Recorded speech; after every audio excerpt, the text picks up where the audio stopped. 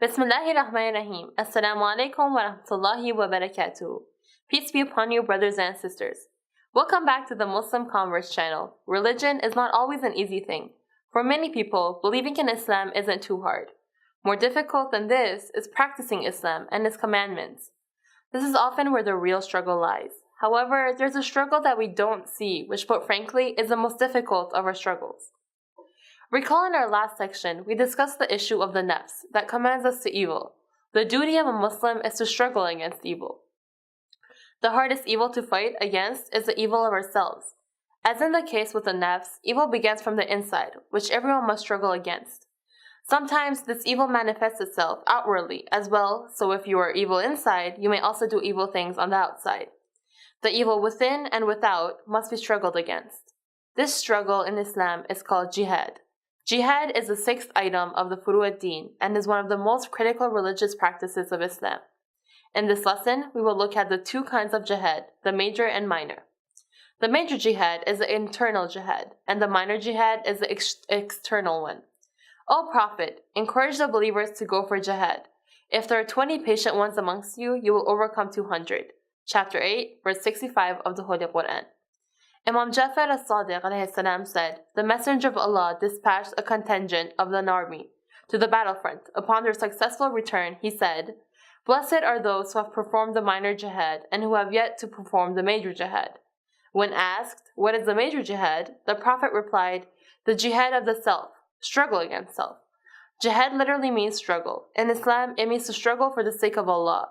This can be done in two ways. The first way is through something we call the minor jihad, and the second way is what we call the major jihad.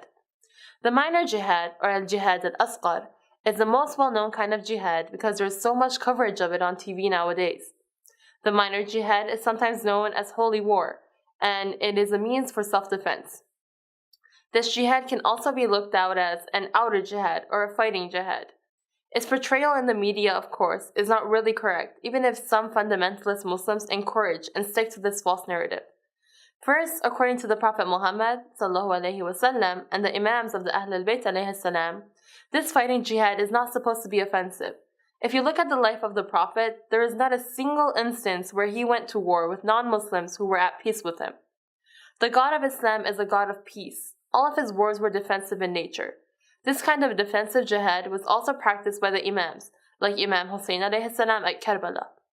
So basically, the minor jihad is when an aggressing army attacks you, or your village or town is invaded and you defend yourself. It is a defense of the Muslim community or ummah. The defense takes place as long as the aggressing party is attacking you. In Islam, if they want to make peace, then we are advised to accept peace and turn away from war as much as we can. This jihad comes with strict rules and regulations. Even in a state of defense, Muslims are not allowed to kill innocent civilians, including old men, women, and children. Furthermore, they are not allowed to destroy property or even trees. Sometimes, this jihad can also take place in other outer forms. For example, one can have a jihad of the pen, where one defends Islam against vicious propaganda. In this sense, it is a defense of one's religion. At other times, one can lead a jihad against poverty. What all these have in common is that they are a jihad or struggle against evil.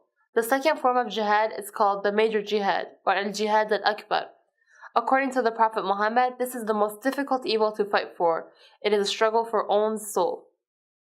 Within ourselves, this is an inner self called the nafs al-ammārah, or the nafs which commands to evil and immortality.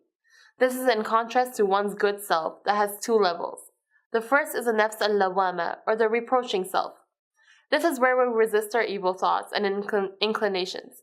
The second level of the good self is the nafs al-mut'mainnah, that is, the peaceful soul, where one reaches such a high degree or self-control that the struggle barely takes place anymore. So the jihad al-akbar is the jihad against the evil self.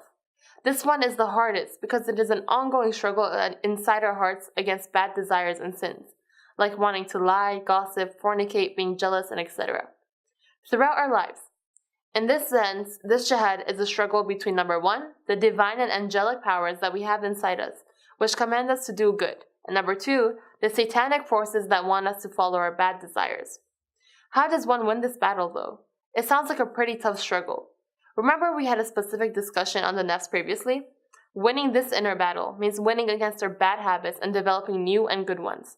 The more we get used to saying no to our bad desires, the stronger our will becomes and the easier it becomes to say no to them over time. But if we're constantly submitting to whatever desires our evil selves push to, we will get used to that, and over time it will get harder and harder to say no to the bad desires.